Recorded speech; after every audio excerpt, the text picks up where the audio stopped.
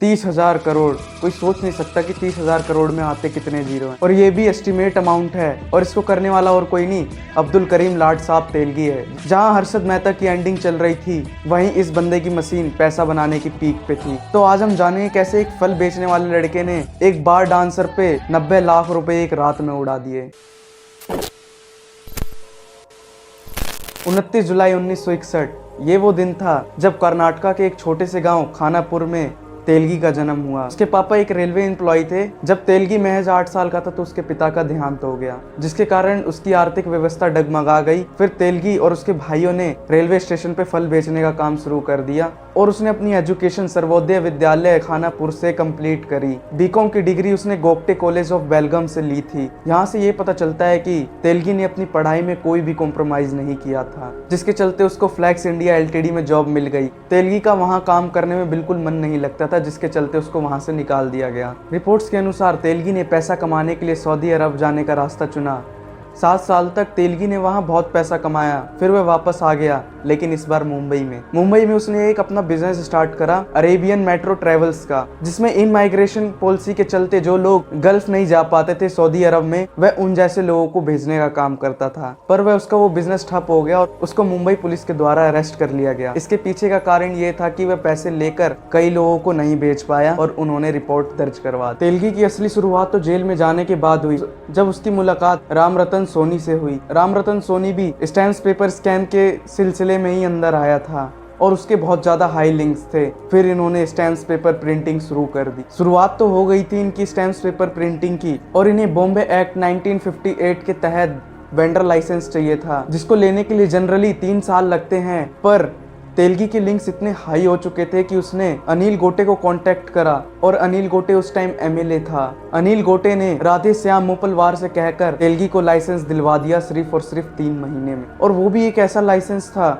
कि वो कोई सा भी स्टैम्प्स पेपर की प्रिंटिंग कर सकते हैं और कोई भी रुकावट नहीं आ सकती थी उस लाइसेंस में। इस लाइसेंस को बनाने में तेलगी ने राधे श्याम मोपलवार को 5 लाख रुपए दिए थे और 60 लाख रुपए की गिफ्ट भी दिए। 1995 ये जो साल था, राधा श्याम मोलपर की जेब मोटी होने लगी तेलगी के कारण। मोलपर ने तेलगी पर केस दर्ज करवा दिया और साथ ही साथ उसका लाइसेंस भी कैंसिल करवा दिया था, जबकि उसने रिपोर्ट में ये लिखवाया था कि स्टैम्प्स पेपर स्कैम कर रहा है। लेकिन उस समय तेलगी का 1% कुछ नहीं बिगड़ा, क्योंकि तेलगी ने सिस्टम के हर एक बंदे को अपनी जेब में कर रखा था पैसे कार। फिर तेलगी के दिमाग में एक और आइडिया आता है कि इससे तो मेरा कुछ नहीं होने वाला, मेरे को इस काम को और एक्सपेंड करना पड़ेगा, जिसके चलते उसने हर एक स्टेट में अपनी स्टैम्प्स पेपर की कंपनी खुलवा दी। तेलगी ने हर एक स्टेट में उन बंदे को पकड़ा जिनके पास वेंडर लाइसेंस था। उसका वेंडर लाइसेंस कैंसिल कर दिया गया था, जिसके चलते उसके पास लाइसेंस नहीं था और उन्हीं के नाम पे ये कंपनियां रजिस्टर्ड करवा दी और फिर इसका ये कारोबार शुरू हो गया। फिर तेलगी और उसके भाई अब्दुल रहीम ने और भी दिमाग लगाया, जिसके बाद इन्होंने नासिक प्रिंटिंग प्रेस पे अटैक करा, जो कि उस समय इंडिया की बहुत बड़ी प्रिंटिंग प्रेस हुआ करती थी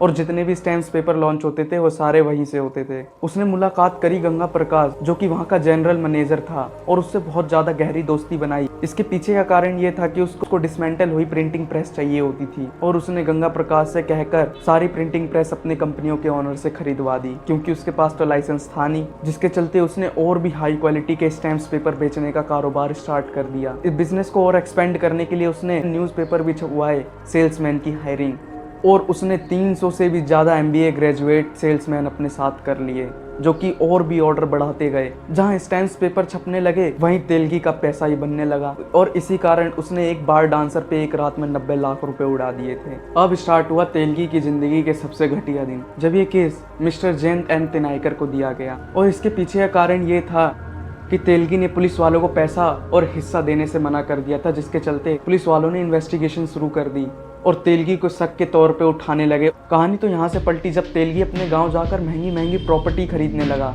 और जयंत तिनाइकर उसी के गांव का बंदा था और वो सारी चीजें देखकर हैरान हो गया, क्योंकि तेलगी के पास एक समय पर खाने के पैसे नहीं हुआ करते थे और वो इतनी महंगी महंगी प्रॉपर्टी खरीद रहा है गाँव में आकर। फिर तिनाइकर ने तेलगी के स्टैम्प्स पेपर नासिक इंडिया में भेजे, जो कि वहाँ पे पता चल गया कि ये डुप्लीकेट स्टैम्प्स पेपर हैं। तिनाइकर ने दिमाग लगाया और उस समय जो कर्नाटका के अपोजिशन लीडर मिस्टर येदियुरप्पा को कांटेक्ट किया और उनको ये सारी चीज़ें बताई। येदियुरप्पा ने इस केस का नाम स्टैम्पिट रख दिया और ये पॉलिटिशियन मुद्दा बन गया।